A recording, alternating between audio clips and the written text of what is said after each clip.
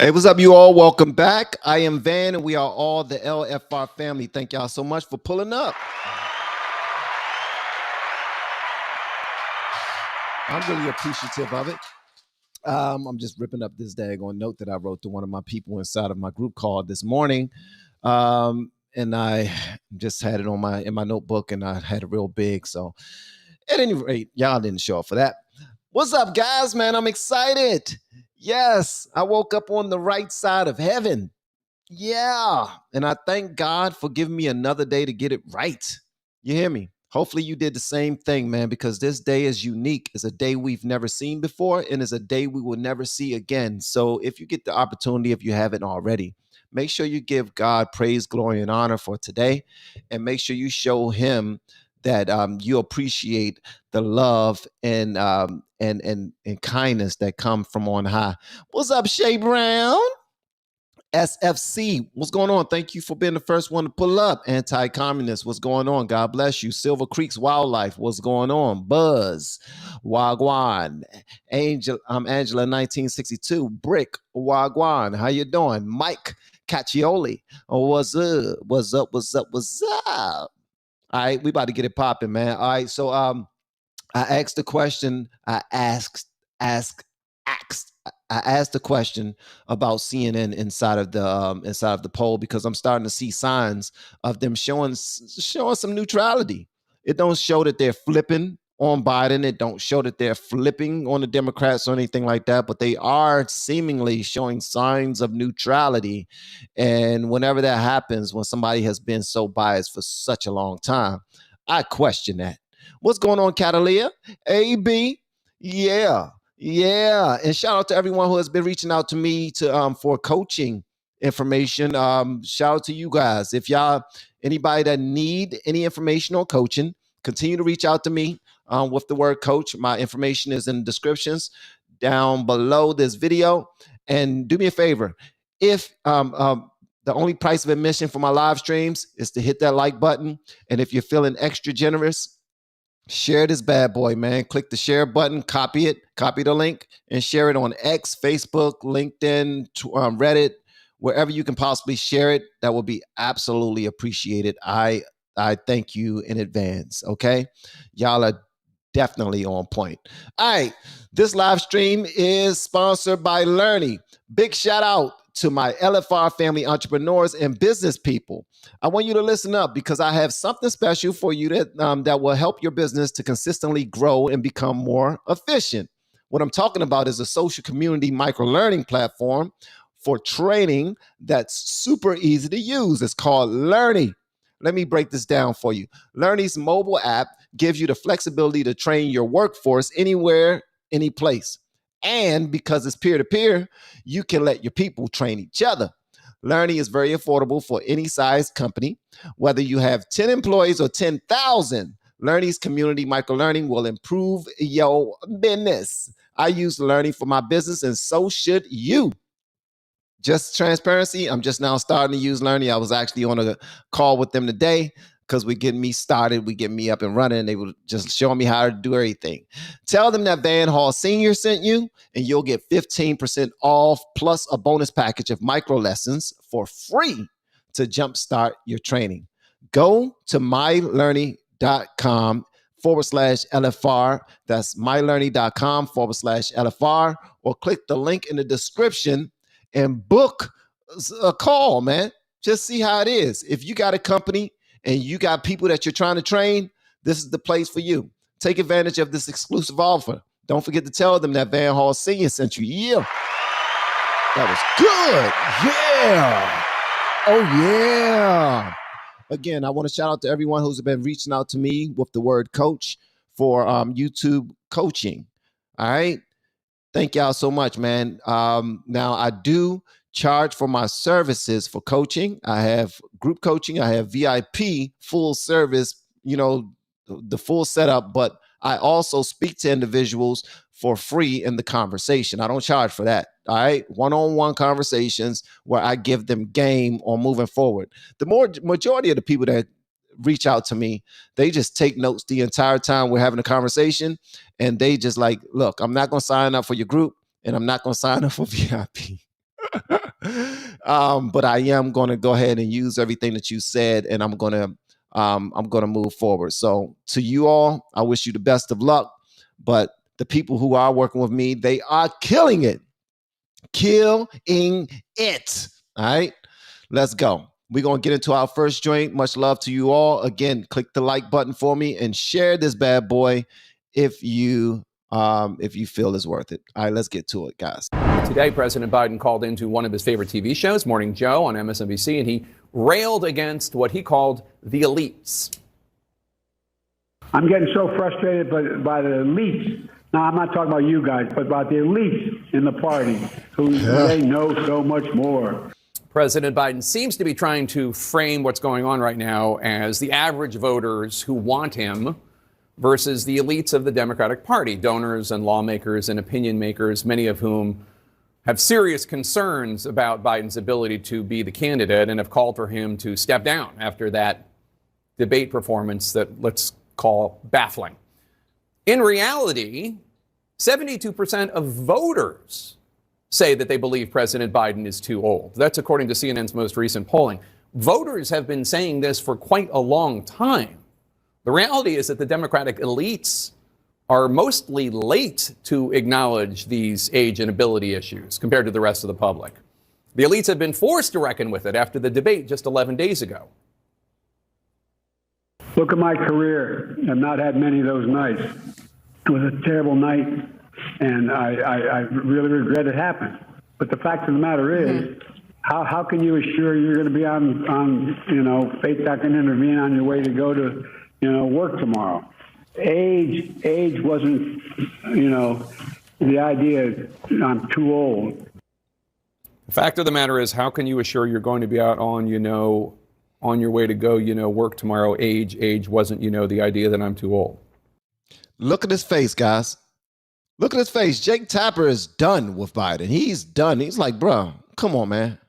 Communication is a big part of it. Communication is a big part of it. And also the elites that you claim that you don't need all of a sudden. You just want the little guys. That right there is a dog whistle. That right there is saying, I don't care about the big guys like Trump care about the big guys.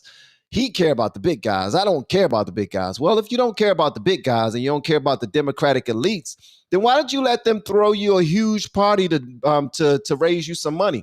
I think they came together and raised about $30 million. And I believe the person that was spearheading this was one of the people who just now told you to step down. If I'm not mistaken, it was George Clooney.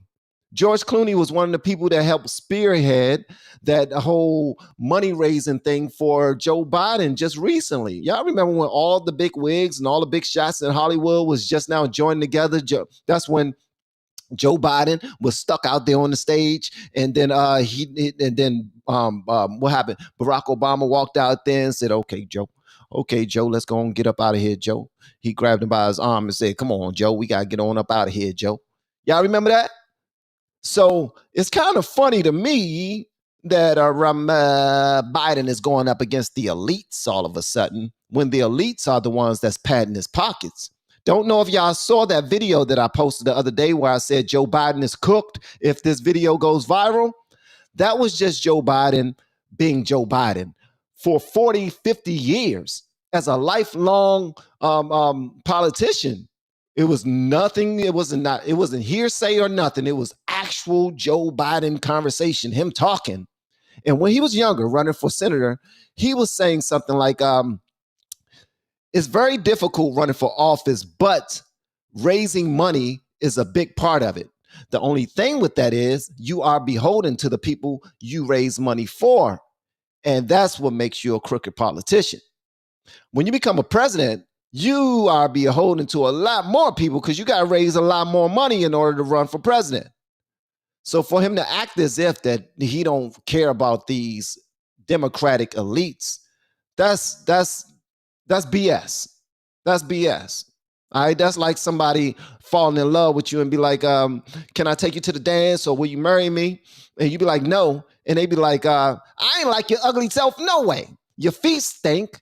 You got you're bow-legged and your breath stink. And don't nobody like you. And what else? start thinking about insults because they feel embarrassed that the people that once adored them or once appreciated them no longer rocking with you. So some of his billionaire donors are backing out too. I'm sure y'all heard about Netflix. I'm sure y'all heard about Rahm Emanuel's brother, who was actually working with Obama at the time. So it's a lot of people that are backing out, and he claimed that he don't care about them, but he most certainly do. But look at Jake Tapper's face as he reads this, because he's like, man, this brother is off his rocker.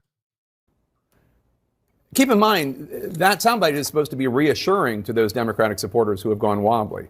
Many Democratic officials with whom I've spoken are worried that President Biden and his family and his inner circle appear to be in complete denial, not just about whatever might be wrong with him, but the state of his candidacy right now. Did you ever watch the debate afterwards? I don't think I did, no. He doesn't think he did? After facing increasing pressure to demonstrate in public an ability to take questions and respond cogently for a lengthy period of time live about what he wants to do with the United States, his message, his plans, his policies, the president and his team have not held a press conference to demonstrate just that.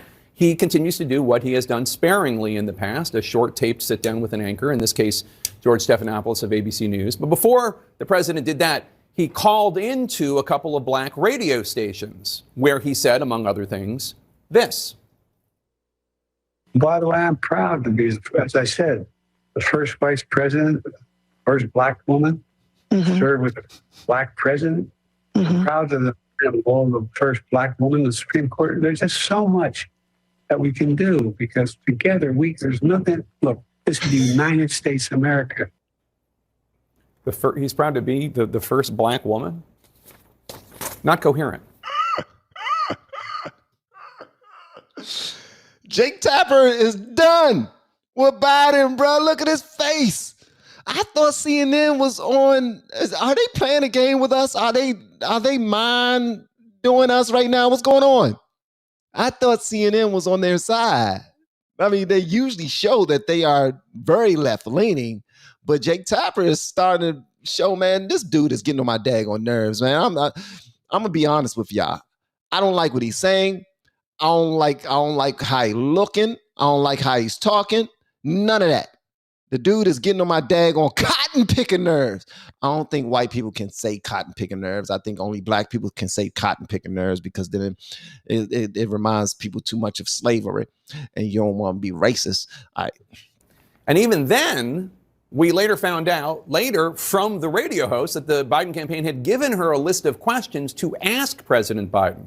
That is a huge no-no in journalism, and the host was fired for it, but it remains quite telling that in the Biden campaign's efforts to show that the president has not missed a step, his campaign felt the need to feed questions to the hosts for a call-in radio interview. And the president still, even then, failed to deliver in many of his answers. Now, many elected Democrats are expressing concern about this answer, too, although it was quite coherent. George Stephanopoulos asking him how he would feel if he ultimately loses to Donald Trump, which polls have suggested he will. I feel as long as I gave it my all and I did the goodest job as I know I can do, that's what this is about. Brother, did he say goodest? I'm sorry, did he say goodest?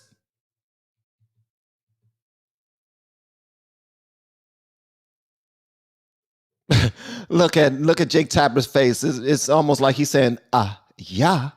It's like he's saying, when I say, did he say goodest? And Jake Tapper pops up and say, yeah. He said, goodest. Bruh, my man said goodest. So it reminds me of my pastor. He used to say, man, this word getting gooder and gooder. He said, when you read the Bible, it get gooder and gooder.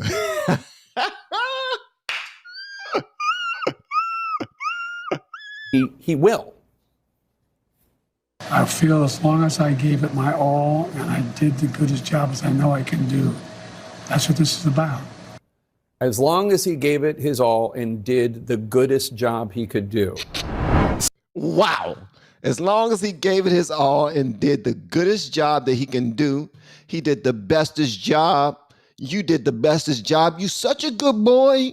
You answered all the questions. You the goodest boy in the goodest world. You the goodest boy in the goodest world.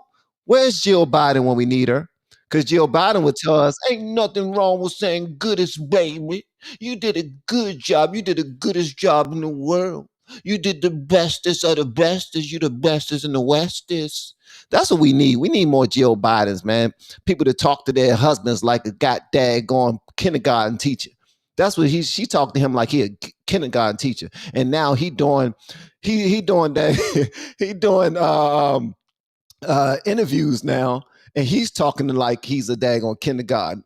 Well, my mom said that I'm goodest, I'm the bestest, I'm doing everything I'm supposed to be doing, and as long as my wife say I'm doing goodest, I'm doing goodest.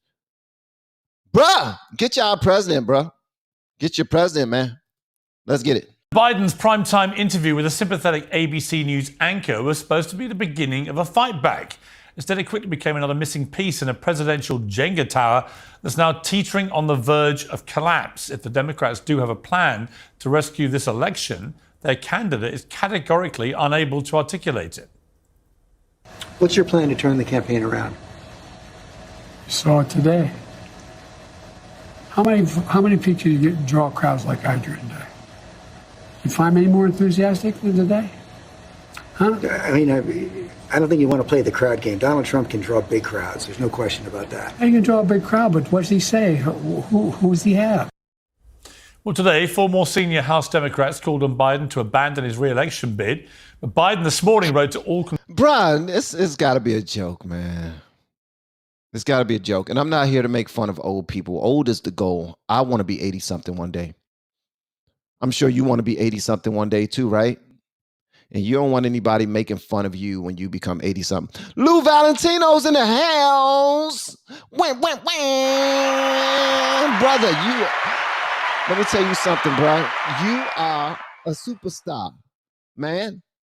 You are a superstar. Can you hide from YouTube for like 4-5 months and let us other content creators get some shine, brother? Please, please.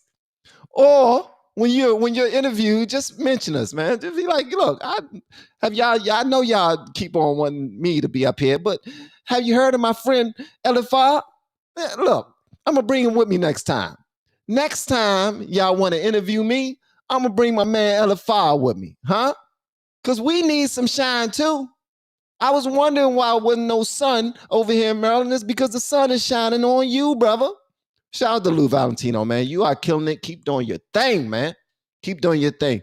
You and Cartier family, bruh, is a beautiful situation. To see that this can come from content creation, it's a beautiful thing, man. Much love. Keep doing your thing, big homie. I didn't see him in here. I keep on seeing y'all saying Lou is here. Keep on doing your thing, my man. Congressional Democrats to insist he is firmly in charge and has no plans to quit.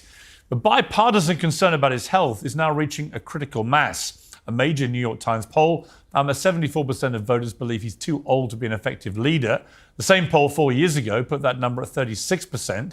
The stammers and blunders that Trump supporters have highlighted for several years are now the subject of intense mainstream media scrutiny for probably the first time. Biden supporters say he needs to face the press and public more often, but every time he does that, he somehow makes it worse. At one defiant rally this weekend, he promised to beat Donald Trump again in 2020. Well, guess what? They're trying to push me out of the race. No! Well, let me say this as clearly as I can. I'm staying in the race. I'll beat Donald Trump. I will beat him again in 2020.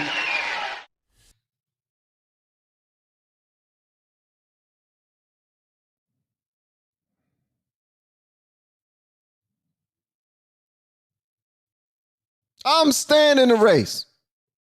I'll beat Donald Trump. And guess what? I'm going to beat him again in 2020.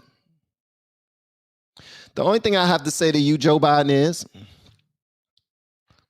what can be unburdened by what has been. Yeah, you weren't, though, because that was 4 years ago, Mr. President. He also gave a round of apparently scripted radio interviews in which he appeared to identify as a black woman. By the way, I'm proud to be, as I said, the first vice president, first black woman, served with a black president. I'm proud of the first black woman in the Supreme Court. There's just so much that we can do because together there's nothing. Look, this is the United States of America. Mr. President, with all due respect, to coin a phrase, you ain't black. It would be funny if it wasn't so serious. Unless President you now voted for says he yourself. needs to get more sleep and stop working by 8 p.m. You ain't black, Joe Biden, unless you voted for yourself. Because apparently if you vote for Joe Biden, you're black. So I guess a whole lot of people, when they got that I voted for Joe sticker, they also got a I'm black sticker. Because apparently if you vote for Joe, then you is black. And that might well be true. But on its own, it's enough to disqualify him as a suitable candidate for president, isn't it? Many Democrats, including the man himself, point out that Barack Obama bounced back from a poor debate against Mitt Romney to win a decisive election victory. But the difference here is that Biden didn't lose the debate because of policy disagreements. He lost because of senility. And the sad truth about senility is it can only get worse. Well, to debate now, I'm joined by the former Republican Congressman Joe Walsh, host of the podcast White Flag with Joe Walsh, Geraldo Rivera, broadcaster, journalist and former Fox News host, Clay Travis, author and founder of Outkick, by Marianne Williamson, who has challenged Biden as an alternative Democratic candidate for president. Well, welcome to this stellar panel. Geraldo, great to have you back on Uncensored after quite a while. Thank you, Piers. Much missed in many ways, but not tonight. So give me your take on this. I mean, it seems to me we're into completely uncharted territory where no incumbent president that I'm aware of has ever quit the race so late in the day. Do you think it's actually possible to happen? I think it is barely possible, Piers, and only really practically possible if Biden himself enthusiastically embraces the notion of him being replaced by his Vice President Kamala Harris. The tone of that letter that you just read your viewers, however, indicates that Biden is going in the opposite direction, even as his own party crumbles under him in terms of support for his reelection bid. He is getting more and more determined, defiant even, to stay in the race. I think it is a very sad sight, spectacle to see. You're right. Old age is one of the few things you don't get better from.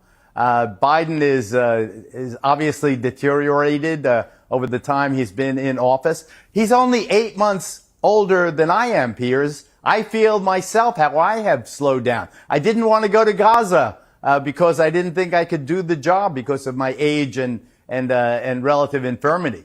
Wait a minute. Did he just now say that he is 8 months younger than Joe Biden? What?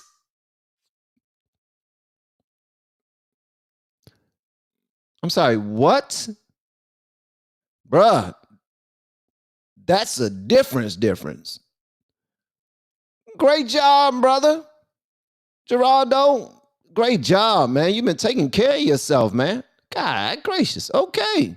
That's great for him. Awesome job, man.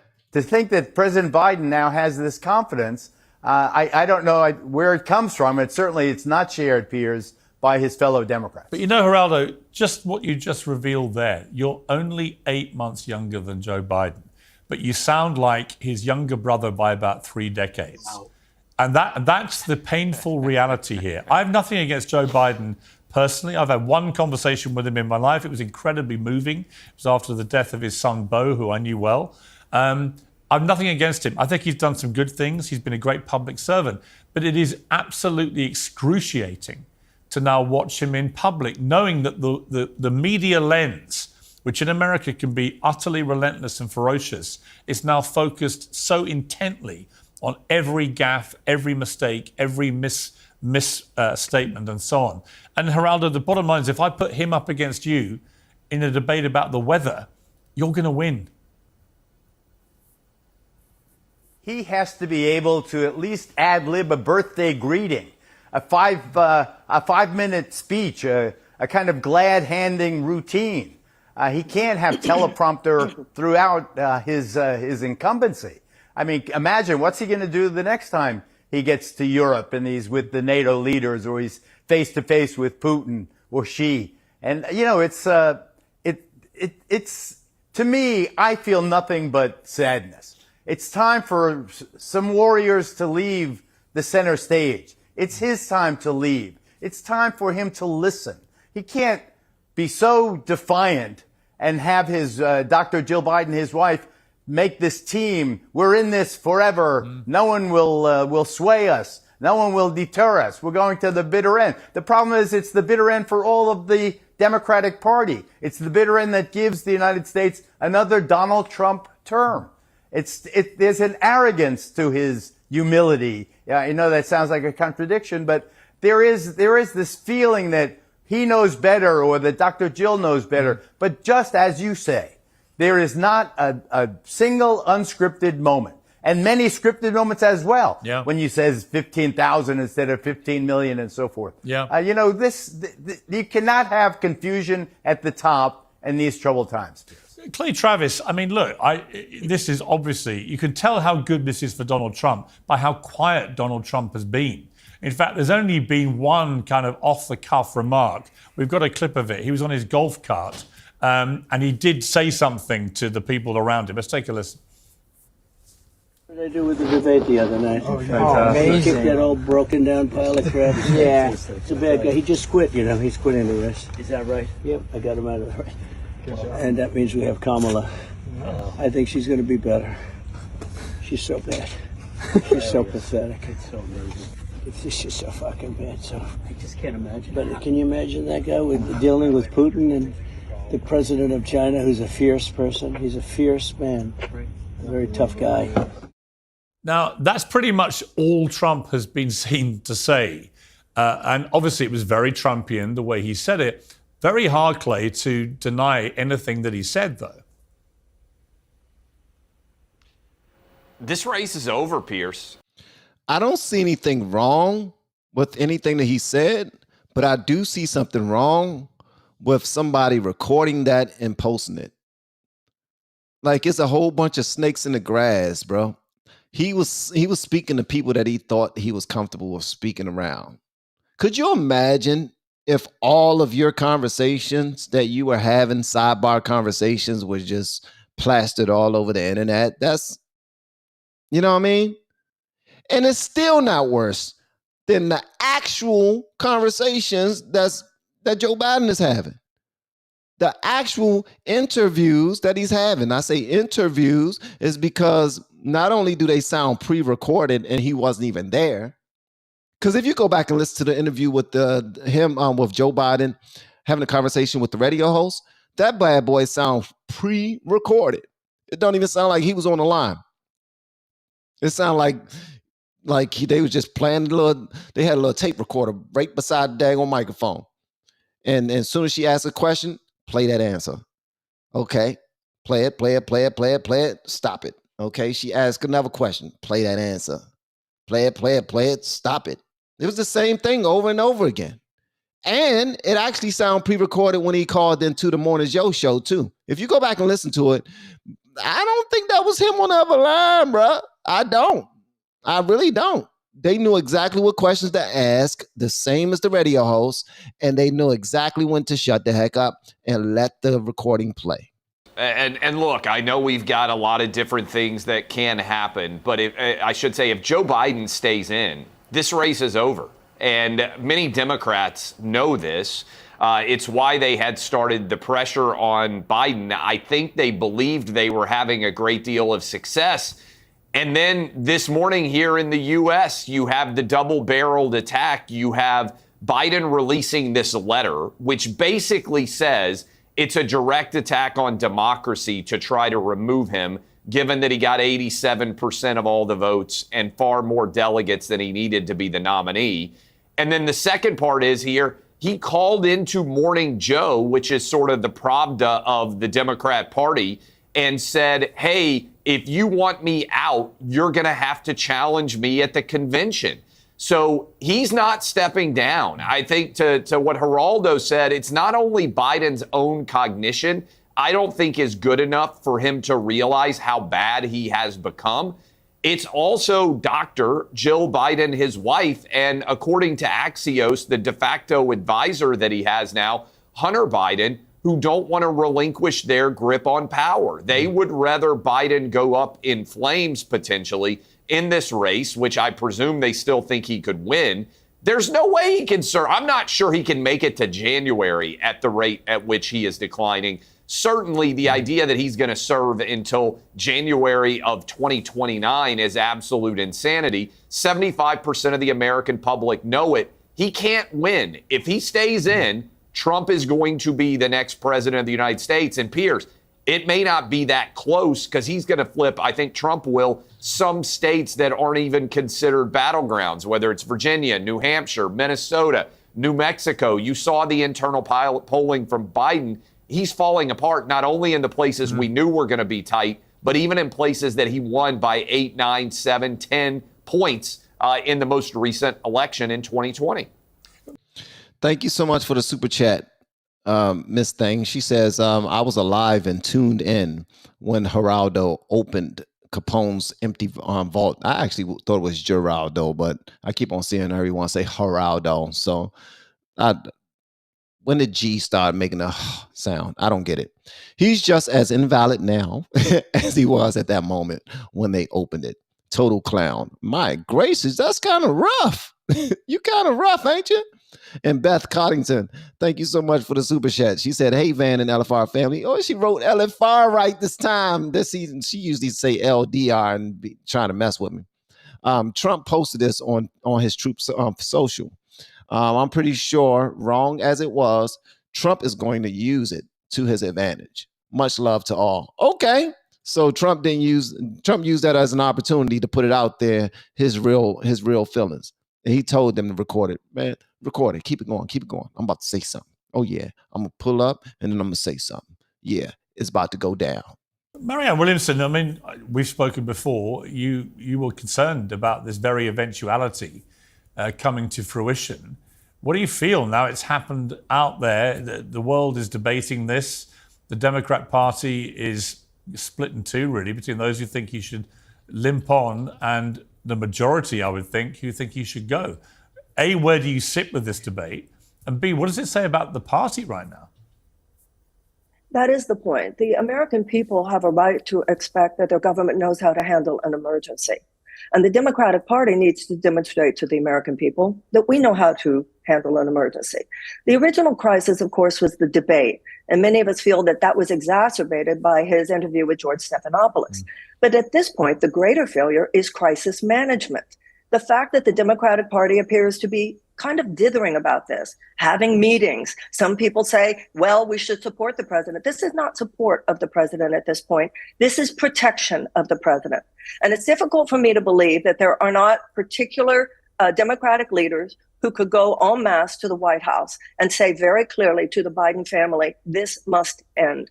No one human being should be holding back the mission that the Democratic Party has right now. You can't say we're willing to take on the existential crisis that Donald Trump poses to the party, but not take on a crisis like this. And so at this point, it's up to the party to step up to the plate and realize that just like when we were all appalled when Donald Trump said, I'm the only one who can fix it, we should be equally appalled at the arrogance of the president. And I say this with compassion, but it is arrogant to say I'm the only one who can beat him when the polls make it very clear that almost anyone else could beat him. Right. I agree with those who have argued that if the president remains the candidate, we will lose. Right. Hey, shout out to her for telling the truth as it is. Way to do that. Yeah. She said you're arrogant as hell, and you're losing the party. You're losing your party the race by being so stubborn. I'm gonna let y'all in on something. He might not be. The Democratic Party is so foolish sometimes where they don't care. They don't care. The polls say what the polls are saying. But when it's time to go out there as minions and sheep that just want to keep things moving as status quo, They're going to vote the way that they want to vote. They're going to keep it moving in the direction that they want to keep it moving. At least that's my opinion. But again, I'm no political, guy. I don't know a whole lot about politics. I'm just now learning. I'm more of a novice when it comes to this. You guys are the experts. But I think that there's so many sheep that support the left that they're going to vote no matter what. It does not matter, even if they see everybody just moving them around like Weekend at Bernie's. They don't care. They really don't care, man. And it sucks. It's horrible that we move that way. But that's just is what it is. It's like they don't mind not having a real leader in office because they believe that things are going to work itself out some type of way. They have way too much faith in the federal government. They have far too much faith in the government. But a lot of billionaires are backing away from Biden right now. They're moving out because they don't believe that they don't trust him to run this $27 trillion company called the United States. Joe Walsh, you I think are in the camp now of thinking that Kamala Harris should be the Democrat nominee, and correct me if that's not the case, but she is definitely more electable right now, according to the polls, than Joe Biden. But as Trump said in his rather coarse way in that off-the-cuff clip, I just can't see her ever beating Donald Trump.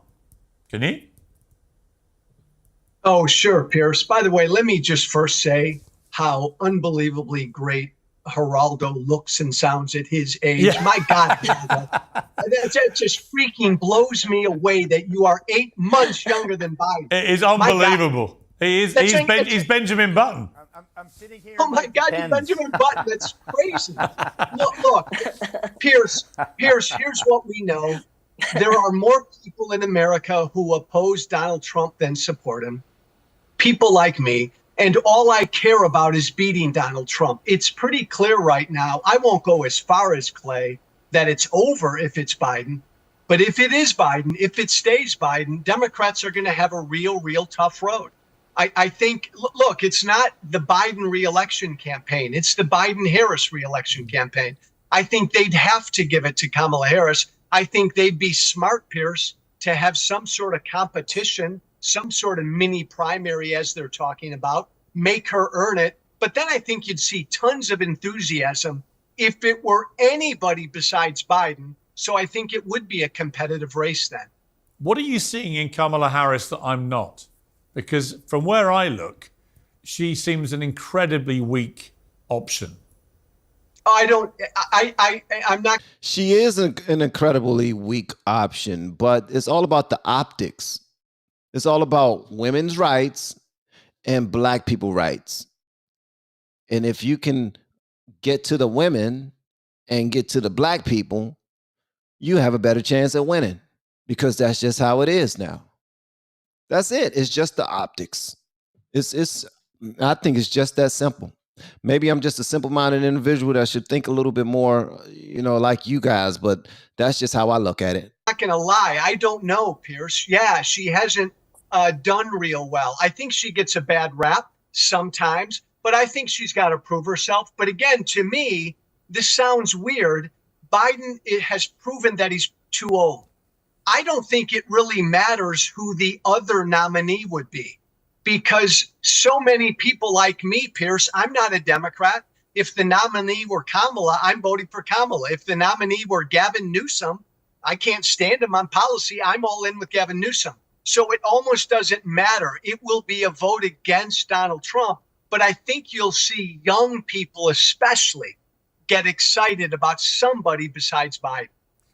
Geraldo, I mean, it's been an incredible year. If you go back, say... I think that's foolish. It's extremely foolish. You're voting for anything but Donald Trump? Why?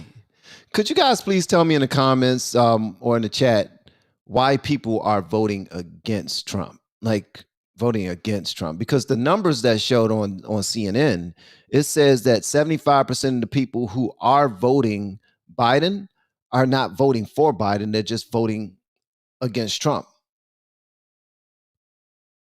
and 25 of the, it's 75% of the people who are voting Trump are voting for Trump, and 25% of the people are voting against Biden. I get it. Trump derangement syndrome. I got you on that. But are there any real reasons? Like this guy he just seemed like, a nice guy. It's stupidity, it's jealousy, it's TDS. That's it. Oh my gracious, man. People are just lost, man. We need to wake people up. That's why y'all need to get YouTube channels so y'all can wake people up. Just say, wake up, people. Everybody just say it at the same time. Every day we post at the same time. We just say, wake up, people. You're silly. You're ridiculous. 15, 16 months. Donald Trump was dead and buried politically. Ron DeSantis was the new anointed star of the Republican Party, way ahead in the polls. Trump looked to be over. And now he's got what may end up being an unassailable lead, surging back to the White House, despite the fact he's facing 93 criminal charges in 4 different cases, one of which has been settled with a criminal conviction, despite the attempts to try and get him thrown off balance and so on. Has the Democrat-motivated assault on Trump been so overblown, but it's massively backfired, do you think?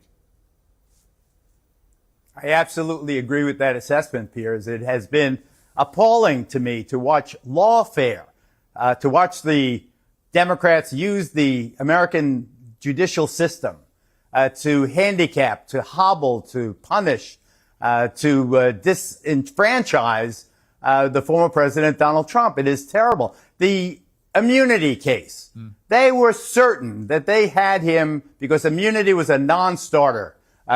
Immunity from prosecution. That's the way Donald Trump saw the Constitution of the United States. Went to the Supreme Court. Admittedly, the court is a conservative court. It is the Donald Trump court now. But they said, as I believed, that the United States is very clear.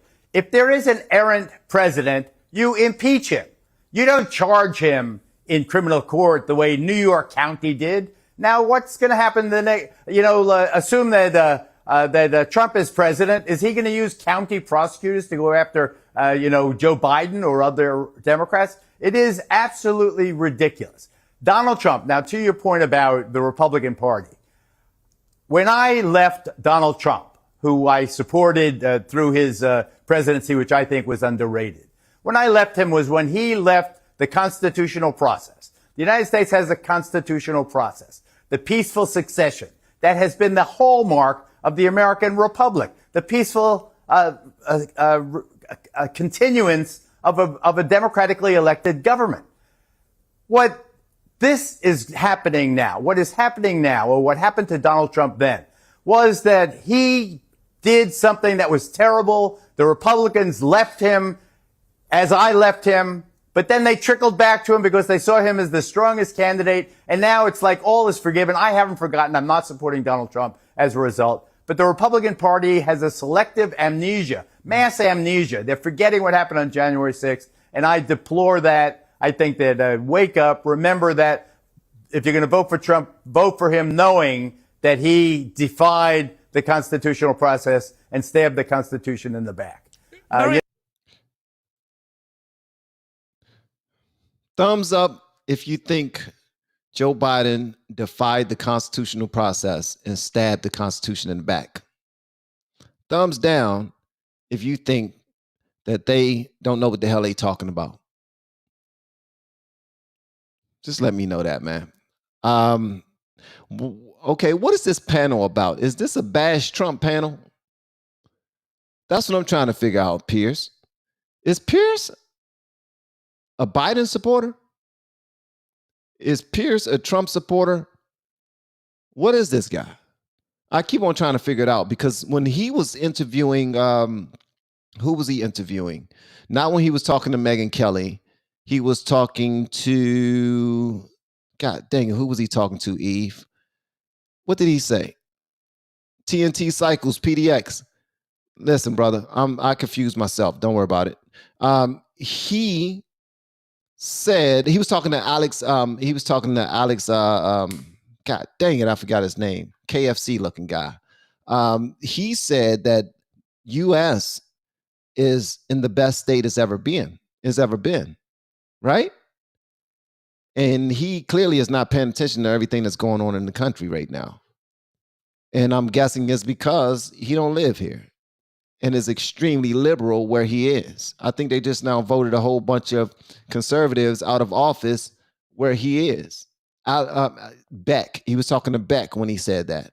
You know, I believe that firmly. But he is now the favorite, and he's the likely president. I think it's as simple as the Republicans have realized Trump may win again, and it's all about power. I mean, Marianne Williamson, the question of who takes over if Biden does get persuaded to stand aside, and that's pretty much it. I mean, he said at the weekend, let's play the clip actually. It's of him talking about only the Lord Almighty being able to convince him to end his bid. Let's take a look. Look, I mean, if the Lord Almighty came down and said, Joe, get out of the race, I get out of the race, the Lord Almighty's not coming down. Look, I have a cognitive test every single day. Every day I have that test. Everything I do. You know, not only am I campaigning, but I'm running the world. I mean, he seems to be, short of literally a thunderbolt landing on his head from above. He seems to be determined to stick this out. But if he was persuaded to step aside, is Kamala Harris the only real option, given the fact that all the fundraising that Biden's had would move to her and can't go to anybody else? Or would you, for example, be part of the mix of people that would want to test that theory? I'm already in the race. I'm already there. And I assume that if the president steps aside, when he steps aside, many will step in. Certainly, I would assume Kamala will step in, and Gavin Newsom will step in. Perhaps Dean Phillips will step in, and perhaps others. As far as the God Almighty speaking to you, God Almighty speaks to us often through other people. And I think enough other people are speaking to the president right now that he should see this as some sort of a divine sign.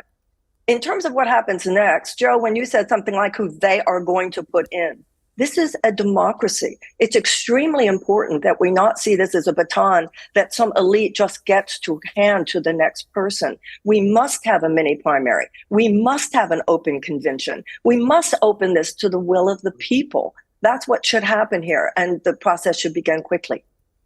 Clay Travis, are you concerned at all that if Biden is out of the running in the next week or so, they have to move pretty quickly, that somebody new, younger, more dynamic, a Gavin Newsom type, for example, notwithstanding the issues he would have defending his record in California that many think has gone to woke hell in a handcart, but he's a good talker, and I watched him, I've said this a few times, I watched him on Fox News with Sean Hannity for an hour. I thought he held himself extremely well. He's a good debater, and he looks the part of a younger, dynamic guy.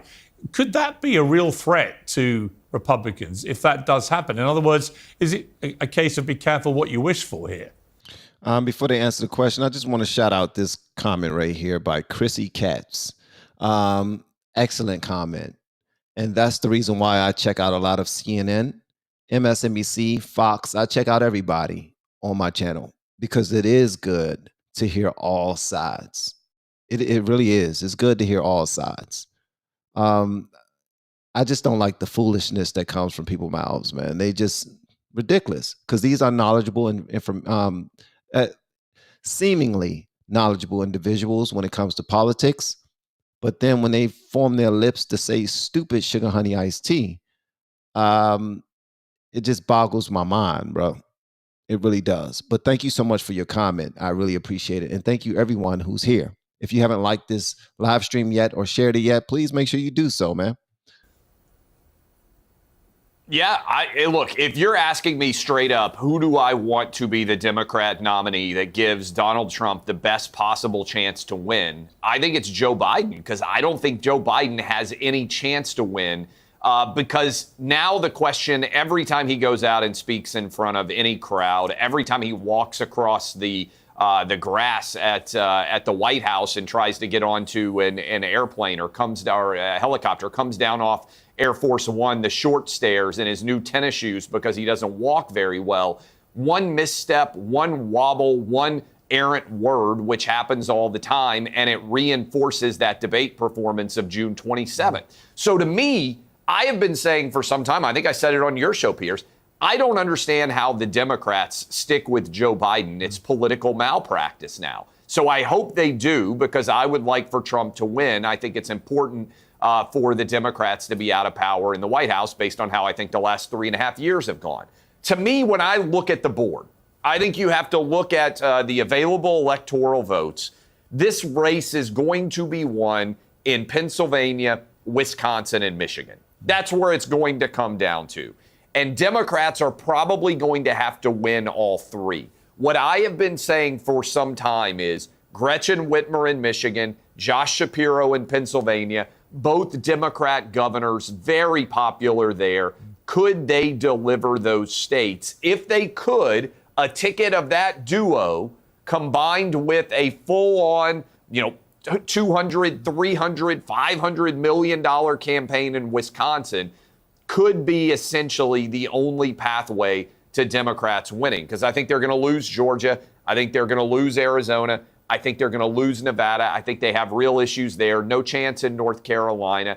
Again, Biden has no chance, in my opinion, but Gretchen Whitmer, Josh Shapiro, maybe Kamala Harris paired with one of those could give a little bit more enthusiasm, and I think would do better than Joe Biden is going to do. But, Joe Walsh, the problem for Kamala Harris is, if you look at the polling purely on the black vote, there's been a quite spectacular, and if I'm a Democrat, alarming swing away from the Democrats towards Trump amongst black African-American voters. It's been sizable, and it's increasing. And that's with the first ever black vice president, the first ever black woman vice president. So every indicator is that the electorate, far from gravitating to this black woman being vice president, have actually gone the other way. And when I interviewed Charlemagne the God, who has a lot of influence in the African-American community, he said that she's torched that whole relationship, that they feel she's done nothing for black Americans. So if you put her up, I could see that as being a massive problem. Piers, maybe, but we don't know that. And again, we talk about how black support has been leaving the Democratic Party. That hasn't borne out yet. Look, let's be real here for a second. Well, it has in the polls. It has in the polls. It has in the polls, but not in the election results yet. In the polls, sure. But let's be real of something. We're beating up Joe Biden right now, as we should. But these are both two historically unpopular candidates, right? Biden and Trump. Let's remember that. Most Americans don't like either of these two. Okay, I don't understand that, because whenever Trump speaks, he has the biggest crowds out of most people that ever spoke as president. I've seen Obama had huge crowds too, but Trump, why are they saying he's unpopular? This dude, he starts the daggone, he has a whole nation behind him. He has a whole gang of conservatives that then changed their names to MAGA. And they're saying that he's unpopular. I don't get it. Of course he's going to be unpopular to the people who don't agree with him. But I think Trump is extremely unpopular. Why do Democrats keep on saying that? We have two people who are extremely unpopular. No, we have one. Biden is extremely unpopular. Trump is not extremely unpopular. If Trump was extremely unpopular, then why is it that CNN has to mention his name in order to get some good ratings? Their ratings are trash unless they're talking about Trump. Same thing goes for MSNBC. Actually, same thing goes for Fox. People can't get good numbers unless they talk about Trump. That doesn't work unless somebody is popular. That's like the opposite. Like, come on now, make this make sense to me. I do realize that they don't like Trump, and I do realize that the guy that's talking right now, whoever the hell he is, he makes the less sense on the whole panel, in my opinion. I know y'all don't like Geraldo. I don't know a whole lot about the brother. I didn't watch anything that he was on, but this dude ain't making any sense whatsoever.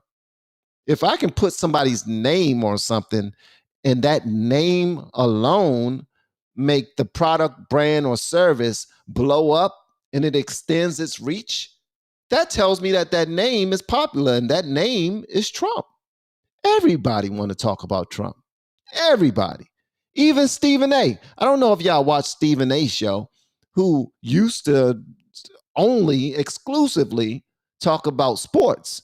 But now this brother is talking about politics and everything. And if you go and look at his channel, whenever he talks about Trump, he gets some of his biggest numbers. He actually have a segment right now where he's going back and forth with Patrick Bet-David from Valuetainment, and they are talking about Trump. And his numbers are doing well because they're talking about it. I don't get it. Don't try to throw both of them in there. This is the same guy that said he don't matter who he vote for as long as he's voting against Trump. That's ignorant to me. Maybe it's ignorant for me saying it, but that's ignorant to me. Most Americans can't stand either of these two. Most Americans are sick of both political parties. Most Americans are fed up with our political system. Biden steps down. And by the way, I agree with Marianne, Biden has to do it. And then there should be some competitive primary process.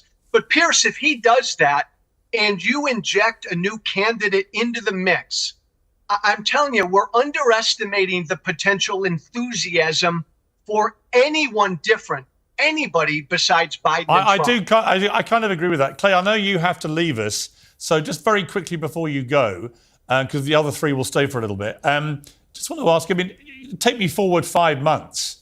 Who do you actually feel this election in the end will be conducted between? Piers, I said on your show some time ago that the ultimate Hail Mary candidate was Michelle Obama. This is taking place in Chicago. She is a unity candidate. She brings together everyone. She gets past the Kamala Harris black female aspect of this, which would be racist and sexist, to overlook the number two, who happens to be a black woman. If you'll vote for Michelle Obama, give me a thumbs up. If you won't vote for Michelle Obama, give me a thumbs down. And go with somebody else. I think that she's the ultimate savior candidate. But Piers, this morning, Joe Biden has gone to war and basically said, if you try to remove me, I am going down kicking and screaming. He's daring the Nancy Pelosi's, the Chuck Schumers of the world, these big governors, to come out and actually call him on the spot. And I don't know that they have the intestinal fortitude to be willing to do it. So I can't believe I'm saying this, but I actually think they're going to stick with Biden. And I think he's going to get, relatively speaking, an historic ass kicking come November 5th. That's my prediction right now. Hey, Travis, founder of Outkick, great to have you back on Uncensored. We'll let you go. I know you've got a busy day ahead of you, so thank you very much for joining us. My man said that he's going to receive a historic ass kicking. That was dope, man. That was dope. Hold on one second. I've been trying to find something on this bad boy for a minute. All right. So right now I'm about to see what's trending on X. Dun, dun, dun. Let's see what's trending on X. Yeah. Y'all like, Van, is something wrong with you, brother? Why is Candace Owens trending on X? What she done did? What she done did?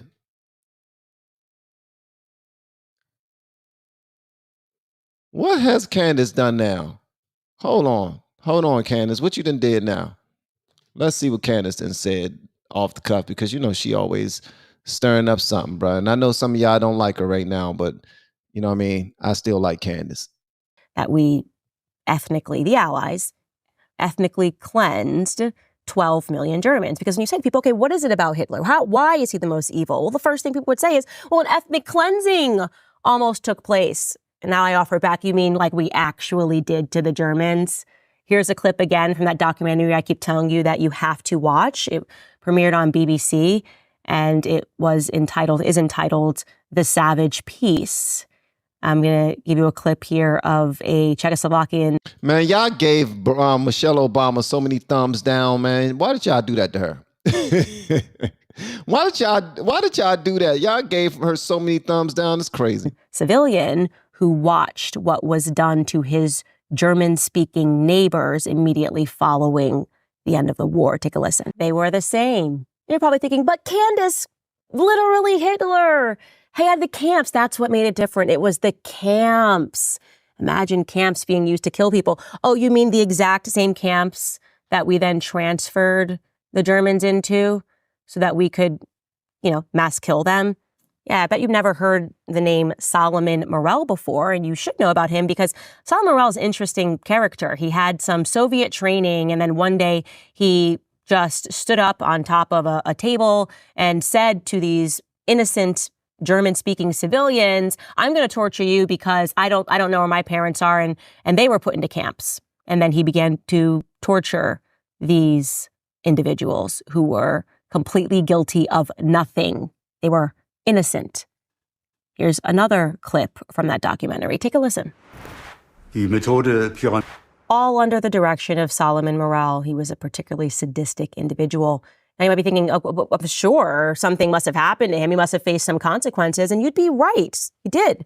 In 1996, and this is according to his Wikipedia page, Solomon Morel was formally indicted of genocide by the Polish Public Prosecutor's Office. The indictment was later amended to include war crimes, crimes against humanity, and communist crimes because he was a commie.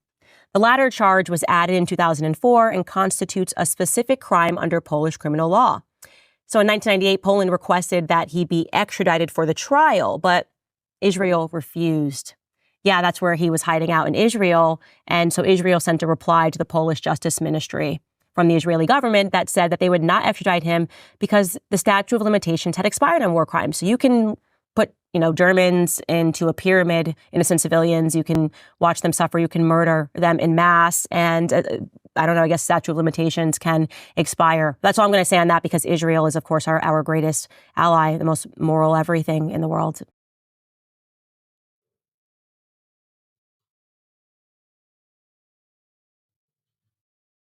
Jesus.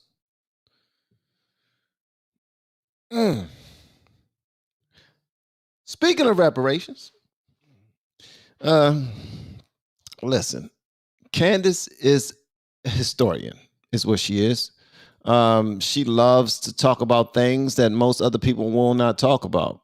And this right here, she was saying that Israel protected Solomon Morel, a man who tortured and unalived German Christians in a concentration camp. Zionists are in overdrive trying to get this episode banned where I talk about it.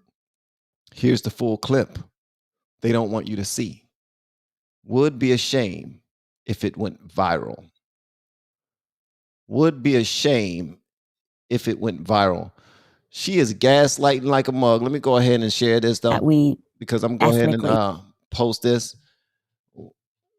Would be a shame if this went viral. Jeez. This was crazy. YouTube, if I wasn't supposed to post this, my bad. Let me close this up right now because I probably wasn't supposed to post any of this right now. For real. But me, I'm always doing something foolish. Always doing something foolish. I want to say happy birthday to my baby girl today. She turns 19 years old.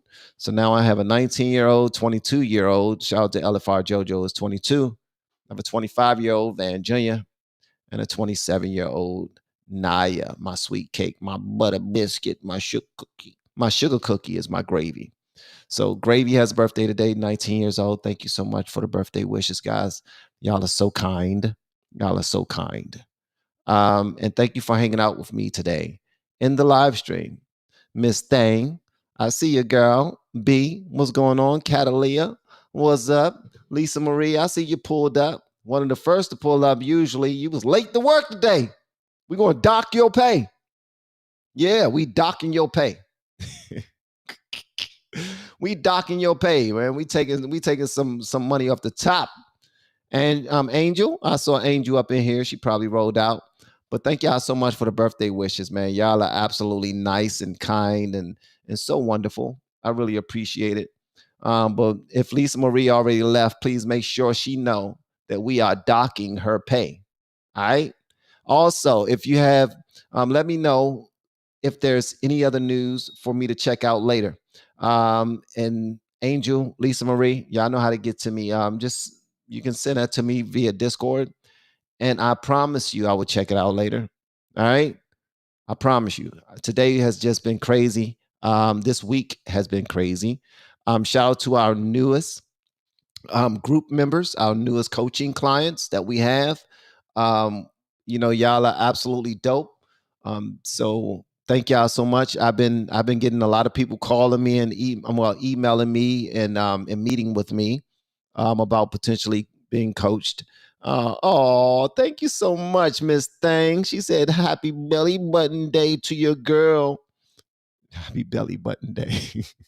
Y'all young ladies, women are so daggone, y'all are something. Y'all special. I appreciate it. Thank you so much, Miss Thing. Thank you so much. For all of my blues who helped out today and who always help out, thank you so much. I really appreciate it. And every other content creator that you help out, they also appreciate it. So your help does not go unnoticed. We see the work that y'all are doing inside of the live stream. And if you knew what I was working on, you'd be excited. But I don't like to talk about too much if I don't already have, if I'm not close to where I want to be. But thank y'all so much for the birthday wishes, man. Y'all are so sweet. And again, shout out to all the blues and for everyone who submitted a super chat. Thank you so much. Y'all are dope, Miss Thing and Beth. I appreciate you. And thank you to everyone else who communicated with one another respectfully inside of the chat. Thank you to everyone who liked this video and this live stream. And special thanks to everyone who shared this live stream, because some of you shared it and some of you did not, which is dope. It's cool. You know what I mean? Also, I want to say 4 days ago, one of my clients posted a video. I started working with him on March 18th. Today he has 39,000 subscribers on his channel. 4 days ago, he posted a 14-minute video. And that 14-minute video did 1.6 million views since it was posted in 4 days. I'm super proud of him. Super proud of him. That one video has brought in more than 9,000 subscribers, and hopefully is paying him the same. Is you know what I mean? It's just great to see whenever I show somebody how to do something and I didn't show them how to do that. I just give people a key to a door and then they use it and they go about their merry way and they just operate it the way that they're supposed to operate it. And he did that, and he is being paid off. And I'm so thankful, because I'm thankful for everyone who put their faith in me as a coach, as a YouTube content creation coach, and they're actually benefiting. Now, if you want to learn how to grow on YouTube, YouTube University is free. It's free 99. All over YouTube. Ask the question on how to edit, how to shoot your videos, what materials I need, what devices, what gear, and so many videos will pop up for free. You have Sean Cannell from Think Media, who's dope. He know a lot. You have Nick Nimmons, Roberto Blake. They all know a lot. There's a bunch of other people out here who are teaching YouTube content creation. So for people to reach out to me and say, "Van, you said that you're coaching people. Won't you coach me?" And then I do it, and then they achieve great things. I'm humbled, just to say the least. So if anybody is thinking about doing this YouTube thing, reach out to me with the word coach. Let's hop on a Zoom call and see if I can help you out as a coach, or I can just give you some information that can help you move forward. All right. I do have services that I charge for, but I give out a lot of information for free on the phone for people. I mean, not on the phone, but on the Zoom call for people who just want to get some answers to their questions. Shout out to my new clients. Y'all are dope. And I look forward to some great things happening on your channels and your platforms.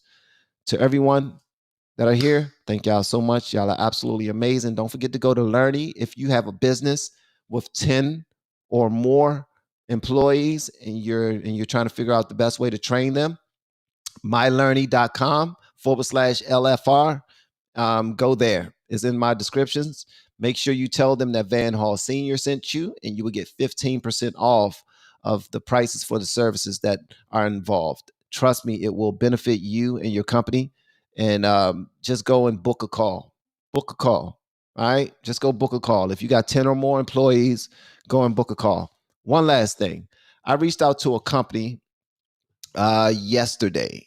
And if you guys know of any agencies who help out content creators, find sponsorships and whatnot, tell them to reach out to us because we're looking for an agency who can do that. All right. But what happened? I reached out to a company yesterday.